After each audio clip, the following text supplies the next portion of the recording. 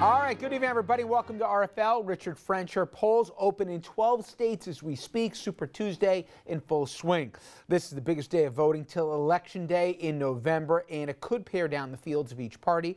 Marco Rubio, Ted Cruz, they're trying to knock off Trump here. Hillary Clinton tried to stave off Bernie Sanders. Let's go to Marcy Gonzalez. She's joining us live out of Austin, Texas. Marcy? Good evening. The most delegates are up for grabs right here in Texas, where there are long lines at the polls and a lot riding on what happens today.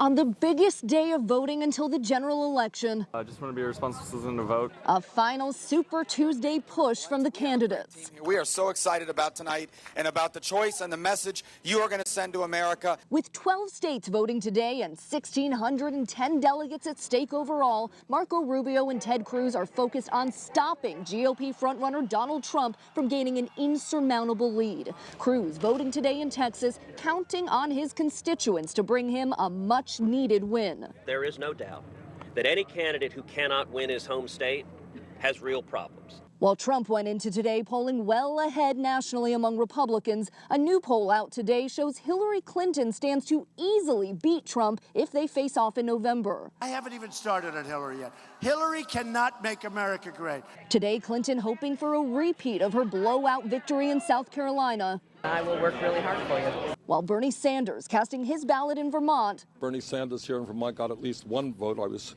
working on my wife. Says regardless of today's outcome, he is not backing down. And the candidates are already looking ahead to another big voting day. 2 weeks before Florida's primary, Trump, Clinton, and Rubio will all be there tonight, campaigning and waiting for all of the Super Tuesday results. Live in Austin, Texas, Marcy Gonzalez, ABC News. Now back to you.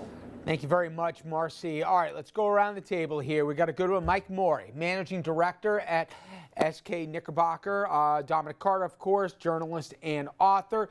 Giancarlo Perisutti, former aide to President George H.W. Bush. And Andrew Whitman, our senior political correspondent. Andrew, I'll start with you. You've seen some of the exit polling. Basically, got a lot of angry people out there. Particularly on the Republican side, where it's all varying degrees of anger, particularly in Texas and in Georgia, where the voters are far angrier than they are in other states. Virginia, Republican voters are a little less angry. There's also a certain rallying against experience. Republican voters in Texas say they actually do want experienced personnel in the White House, but in other states, particularly in the South, we're seeing a real revolt, especially on the Republican side, against experienced candidates or candidates with links to Washington. Shapes up, we don't have numbers yet, but probably a good night for Donald Trump on the Republican side. All right, and let's stay with the Republicans for this second. And Giancarlo, I got to think that Cruz got to win Texas, right? Arguably, he has to say bye-bye if he doesn't, right? Absolutely. I mean, no question about it. I think if Cruz wins Texas, he can claim a right to stay in the race. If he doesn't, that claim goes away, and he needs to fold up the tent and exit immediately. By the way, the same is true a little further down the calendar with Rubio in Florida and with Kasich in Ohio. So but he's that's not not to say they will quit if they don't reach those thresholds. You just think they should. Well, Kasich said he would quit if he doesn't win Ohio. Yeah, Rubio hasn't. And even Cruz today said it's impossible to see a way if you don't win your home state. That's so right. I mean, he put his own on himself in line. To that end, Rubio's already made phone calls reportedly out to supporters and donors not to expect a great night here. He seems to be the last hope here for the establishment. Paul Ryan today came out and went after Trump again about what happened over that weekend, where he wouldn't distance himself soon enough from David Duke and the KKK. It's so real, these conversations we're having. But my point is, you talk to these folks here. Are their minds completely exploded at this point, the establishment? Are they thinking where else to go? Do they believe they could even get to the convention to broker it? Where are they right now? I think in this race, first and foremost, everyone's waiting to see what happens. We know there is a magic number to hit, 1,237. There are all sorts of machinations of what can happen between now and then. There's bound delegates and unbound delegates. There's going into Cleveland with Trump not having clinched that number or having clinched that number, but there's still being some doubt as to whether or not all the delegates, again, bound or unbound, we can talk about that later, are fully committed to him. I mean, there are a lot of options. There are not any good options for the Republican so-called establishment. And I think they're waiting to see what happens, and they're going to pull the levers that they need to pull to figure this out. I was saying, Mike, it's so surreal. there have been about 20 different incidents, datelines, whatever, that would have ended any other candidacy. The idea that not once, not twice, but 3 times Donald Trump wouldn't disavow David Duke, right? And we forget about it. Never mind. Whatever. Okay, but that said, I got to think after tonight, there's got to be some soul searching going on to say, listen, we either got to get behind this guy or we got to destroy our own. Yeah. I mean, they can't wait till Cleveland, right? Well, it's sort of, the GOP is in a quagmire right now because the problem with that is, so Donald Trump is on the quick march to being the Republican nominee. It is going to be next to impossible for him not to be the nominee at this point unless he decides himself that he doesn't want to be the nominee. But that's a legitimate question. Well, that being said, right, that being said, you get to it. The problem with this notion that there would be a brokered convention is just this. The very people who have put him in the pole position to be the nominee, could you imagine what would happen to the base of the Republican Party if the establishment went into a convention and then took away the will of the voters that happened in states across this country in order to put in a Marco Rubio or someone else? So I think you have to consider the fact that it's probably to the benefit of the Republican Party and the establishment now and those who have some sanity left to actually let this process play out, sort of understand that you're going to lose the presidency. Donald Trump is going to be your nominee, and then do everything you can on a state-by-state basis to distance yourself, run independent campaigns. But if you try to take this guy out at convention, I think that you're going to have a huge pushback from the base that sort of got him to where he is. Can we have this discussion just for 1 minute? Because I respectfully disagree with Mike. I don't disagree with your conclusion, but I disagree with the ramifications of it, okay? So you look at the voters that make up the core of Donald Trump's base, they are transient Republicans at best. In Massachusetts, apparently 20,000 Democrats switched either to independent or to Republican to vote for Trump in the primary in that state today, that Commonwealth today. They're not staying with the Republican Party. So I would argue that the very voters that Mike correctly says would feel alienated and disappointed are not voters that are loyal to the Republican Party in any normal year anyway. But so how if can, our but, choice, John Carl, how so can you say that when I bought that in the beginning? Iowa, New Hampshire, South Carolina. I mean, they are all over the map here.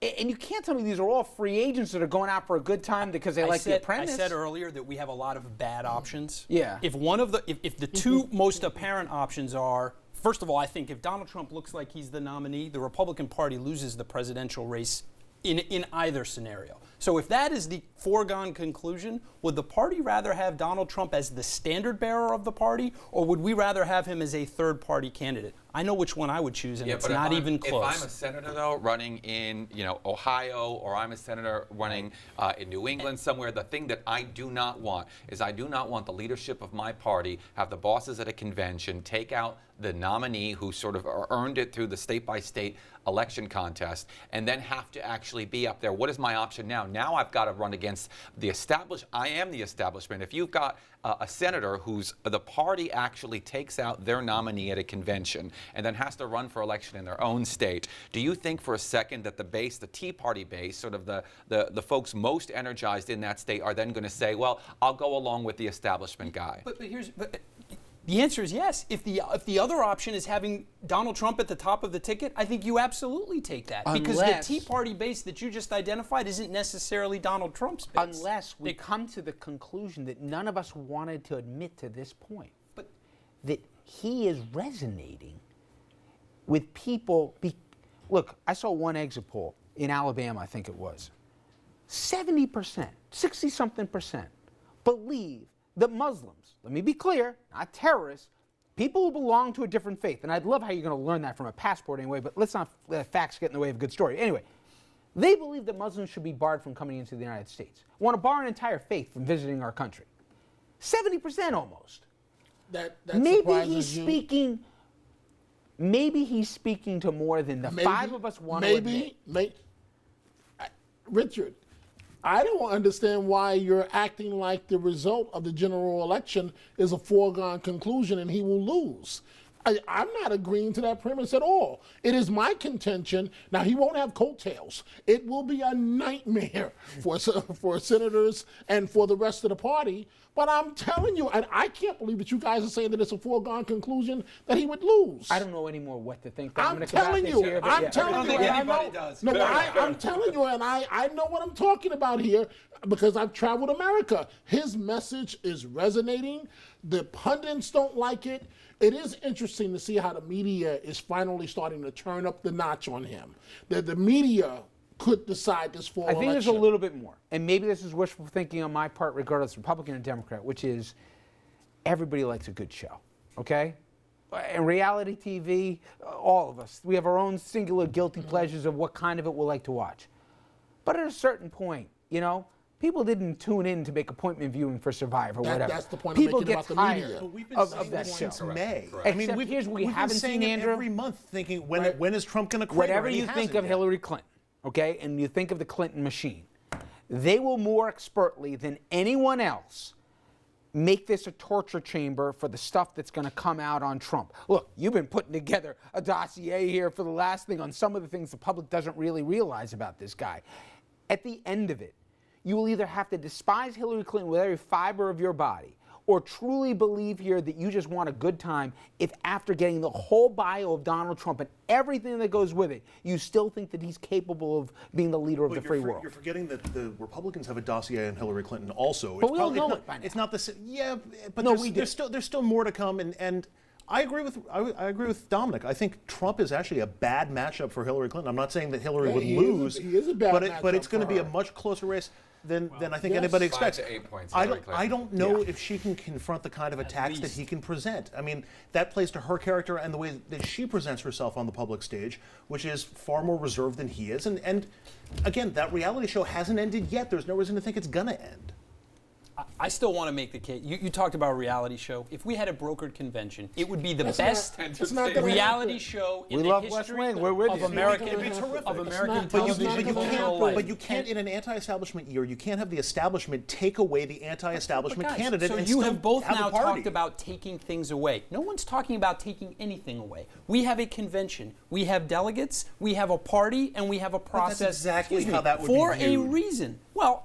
And the point is, these things have to be adhered to. No one's suggesting subverting the rules or doing anything illegally. We're talking about operating within the bounds of the rules. party. That's fine. But the same debate's happening on the left right now. I mean, the notion that a superdelegate, which has been in existence in Democratic primary politics since the early 1980s, that somehow that's some sort of new Machiavellian attempt by Hillary Clinton to assume the presidency against Bernie Sanders is silly. The rules call for superdelegates. That doesn't matter, though. The public at the end of the day, whether we have superdelegates in our party or not, the public looks at it and says, the superdelegates, that's the party chairman, that's the senator, that's the congressperson. So you're going to tell me that Bernie Sanders, who the people are voting for, is going to lose this because of superdelegates that we didn't vote for? You do the same thing at a convention. You are going to look. The fact is, one of the great things that's happened for the Republican Party in this process is they have overall increased turnout in the primary, more so than my party has, bar none. So. One, you need that. We borrowed from your party. Well, you need to. Good one. But you actually need to, for the Republicans to win, you've got to actually pump up, particularly your white vote, because with this nominee, you're going to lose Latinos, you'll obviously lose women, you'll win white men as you usually do, but the margins of which you'll lose both women and Latinos make it a sort of, the case is closed for the ability of Donald Trump to become the actual president. But the last thing you want to do is do anything that suppresses the energy from what is the base of the Republican primary electorate right now. And because of that, the party must, we disagree a little bit, the party, whether they like it or not, must wrap their arms around Trump. We can all play this game. We know he's going to crush in every state tonight. He's the nominee.